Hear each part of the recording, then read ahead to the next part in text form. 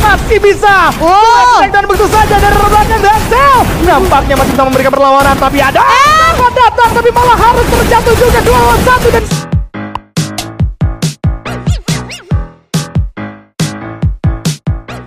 caranya mereka jadi top 6. Nah mungkin mereka bakalan ngambil tim-tim yang berpeluang mudah untuk ditumbangkan. Oke, kita lihat aja nih di map kita selanjutnya. Di Nextera, apakah Vesaka bakal baik-baik saja? Selebihnya saya serahkan kepada Julia dan juga King Kodok. Bawa match-nya guys. Terima kasih Ajis dan ini dia. Kita akan segera masuk menuju game yang ketiga, Survivor. Kita meluncur menuju Nextera. Let's go, let's go, let's go. Ini dia Nextera bergerak dari arah turbine dan akan menuju ke area Rush Town kali ini. Apakah akan ada gangguan untuk tim-tim Indonesia? Mengingat semakin sedikit lagi tim Indonesia yang bermain dan 5 tim Vietnam. Tapi IC tentunya akan menjadi cukup nyaman untuk tim Heavy karena nggak ada Bigetron juga ya. Jadi kalau udah kayak gitu, Heavy tolonglah, peluang Anda itu lebih besar dibandingkan pas ada Bigetron. Kalau masih Tusun juga aneh banget King Kodok. Yes, dan Vesaka Sriwijaya. Mereka mengubah drop zone mereka coba untuk melakukan scrapping kali ini. Dan resikonya cukup tinggi karena tidak ada resource yang bagus. Ingat, kalau kalian bermain secara scrapping tidak turun di satu kota, resiko dari segi resource pasti akan minim. Namun untungnya Gardu masih bisa berikan satu headshot terhadap seorang Traps sehingga 1 poin eliminasi berhasil dikantongi, namun belum usai. Gardu jangan meleng, tidak ada respect-nya. Bahkan WAG kali ini akan datang terlebih dahulu untuk mencari pundi-pundi poin eliminasi juga. OB coba untuk mencari celah, ada Alan yang datang ke arah dirinya. OB sadar ini sudah lebih dari 1 tim, resiko terlalu tinggi. 1 jam sudah berlakukan namun belum mengenai sasaran dengan cukup tepat dan OB terjatuh di tangan seorang Alan pada akhirnya Julia. Aduh, sayang banget, minim respect ya. Tadi seorang Gardu berjalan di area terbuka, tidak ada yang ia lakukan, tapi itu dia skill card dari Wukong berhasil dimanfaatkan meskipun tidak cukup membantu.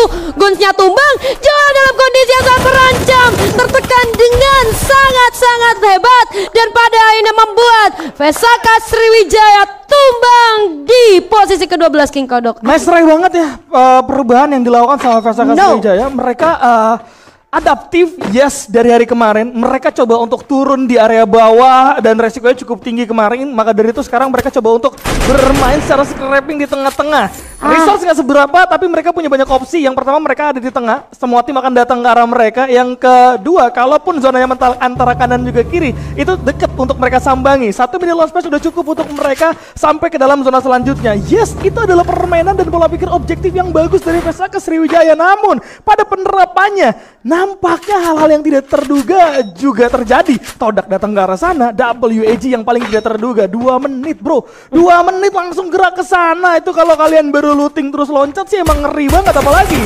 sekarang juga kita melihat sudah akan ada inisiasi yang coba dilakukan oleh para pegawai Post Divine kali ini. Rasya berada di sisi atap dan coba untuk memantau ke area bawah, dan mau tidak mau Rasya harus terculik mengingat posisinya sangat-sangat terbuka walaupun memang dapat vision yang luar biasa Julia. Aduh, 1400 koin terbuang begitu saja, tapi lihat upaya disengage akan dilakukan oleh EVOS Divine masih berhasil untuk kabur, namun Kocal tertangkap oleh ABCD di sana.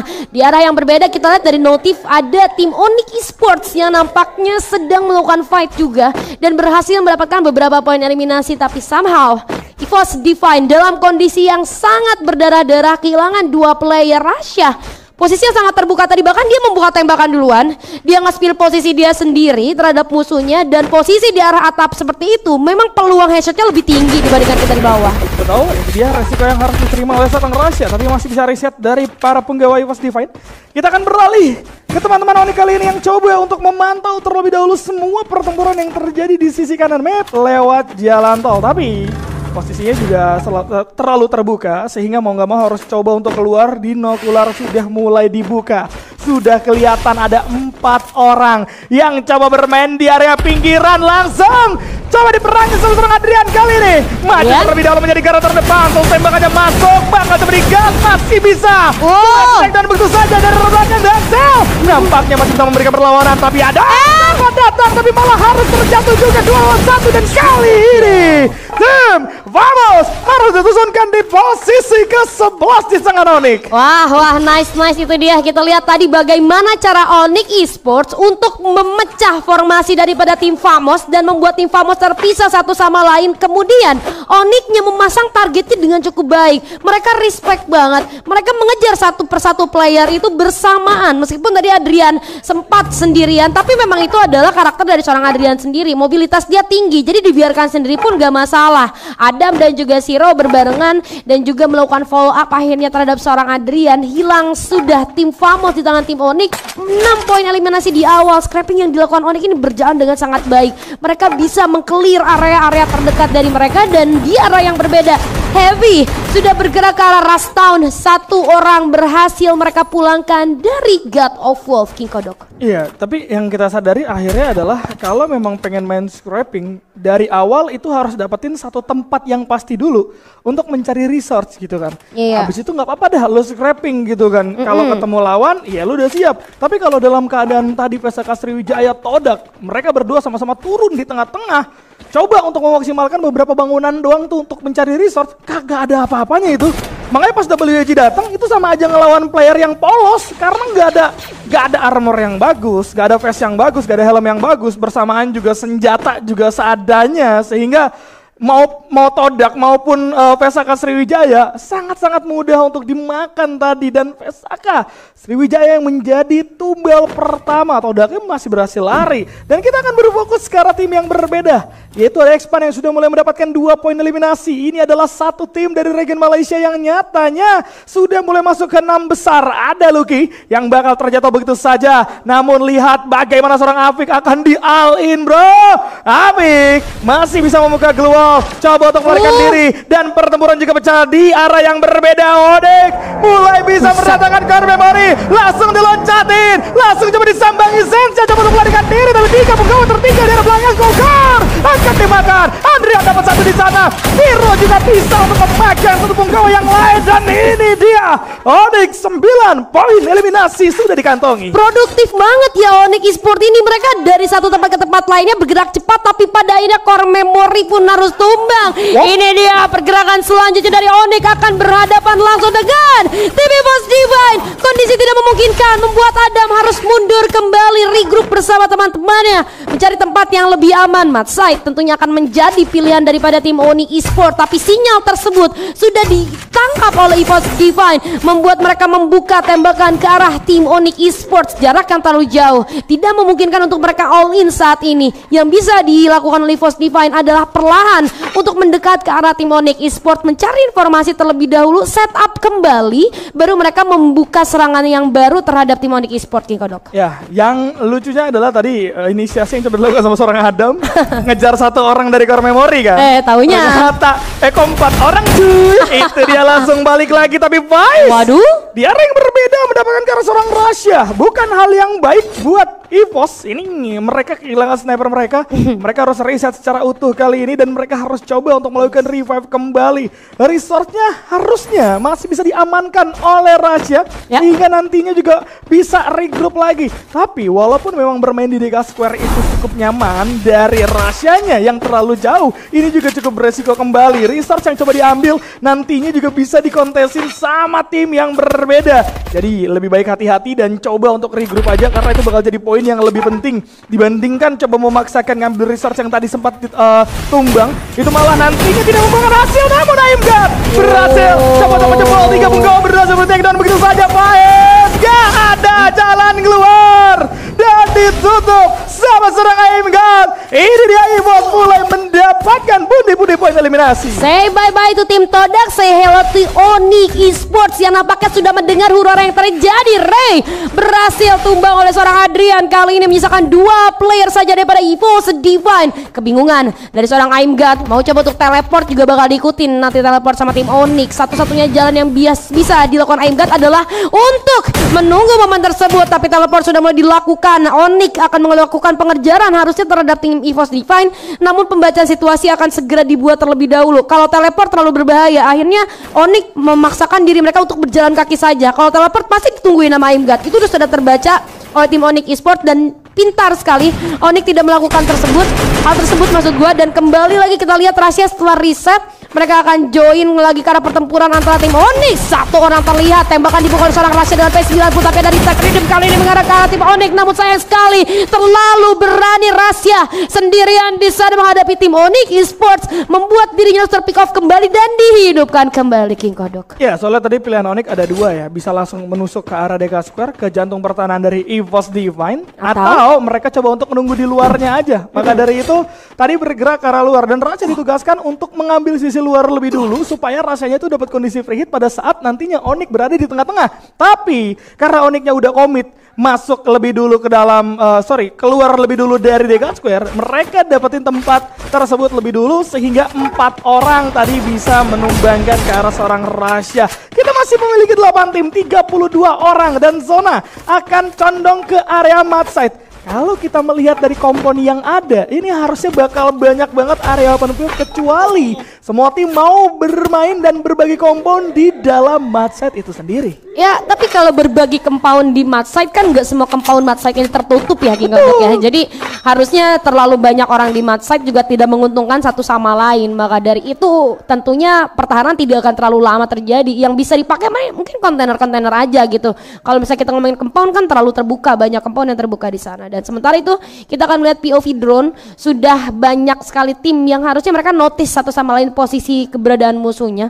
Tapi zona juga belum bergerak kembali. EVOS kali ini harus mencari jalan keluar, gimana caranya mereka keluar dari bayang-bayang zona. Sama halnya dengan Onyx Esports. Meskipun Onyx sekarang lebih dekat harusnya, kalau EVOS agak di belakang dan zona benar-benar tepat di belakang punggung mereka. Jadi mereka harus memikirkan jalan keluar apa yang harus mereka gunakan untuk masuk tanpa tersentuh. Minimal nggak ke pick off lah ya, 1 player atau 2 playernya. Tapi tim Expand juga udah stay di tempat pertahanan mereka. Sementara Onyx Esports menyadari bahwa nggak mungkin di depan nggak ada orang, makanya awareness sudah mulai tingkatkan. Tapi lihat tembakan dari P-Sport harusnya menjadi sinyal untuk tim Onyx bahwa akan ada fight yang pecah King Kodok. Betul. Itu bakal jadi info yang bagus ya buat Onyx, bagaimana sekarang kondisi Onyx itu bisa menggunakan mini launchpad untuk masuk dan udah dilakukan sama Onyx. Ini dia 8 tim akan saling berebut di tempat terakhir. Apik terculik, pertempuran di antara kedua tim tidak terhindarkan. God of Hope kali ini coba untuk menerobos pertahanan dari arah Expand, dan sudah dari Revive mencoba diusahakan. Fault masih bisa membuka keluar dengan cukup cantik, tapi lihat bagaimana seorang Dian memainkan eksplosifnya. Ya ampun, eksplosifnya terus dilontarkan sehingga mengikis para punggawa dari arah Expand. Jalan keluar sudah mulai dibuka dengan penggunaan mid launch pad, tapi tidak cukup. Fault juga memenangkan duel. Ada Dian yang berhasil untuk di-takedown, namun belum usai karena Town juga datang ke arah seorang Nekos yang berhasil dijatuhkan begitu saja. Revive lagi-lagi coba dilakukan sama seorang Vault, tapi ada satu scaler yang masuk ke arah dirinya dan Lucky harus terjatuh begitu saja. Satu orang terakhir tidak bisa bertahan. Tumbang sudah di posisi 8 dari tim Expand. Fight yang tidak bisa dihindari oleh keduanya yang membuat Aina terpaksa God of Hope sama Expand tadi harus berperang. Tapi kita akan beralih POV EVOS Divine. Rahasia tumbang. WAG kali ini menyisakan 2 player Alan menjadi ancaman untuk EVOS Divine. Tapi lihat bagaimana Aimgat bergerak dengan cukup bebas, coba untuk melancarkan serangan demi serangan. Cyrus juga dalam kondisi yang tertekan sekali, dan ada Kenta yang dari oleh seorang Alan tidak berpengaruh banyak banget resource yang boleh dipakai. Time Review ada Chiro juga, ada granat kali ini dari Onyx membaca situasi dengan cukup mantap. Ada Ray yang sudah mulai tumbang kali ini, dan kita lihat ada granat juga yang coba dikirimkan. Chain Shockwave juga yang sudah connect, membuat Onyx mendapatkan peluang yang cukup besar untuk masuk ke arah pertahanan daripada kedua tim tersebut. Namun akan coba untuk ditahan kembali, tarik mundur lagi karena terlalu dalam mereka masuk. Belum tentu cuma 2 tim yang bisa mereka hadapi, karena bahkan ada God of War kali ini King Kodok. Lihat, bakal coba dilanjut dengan adanya God of War.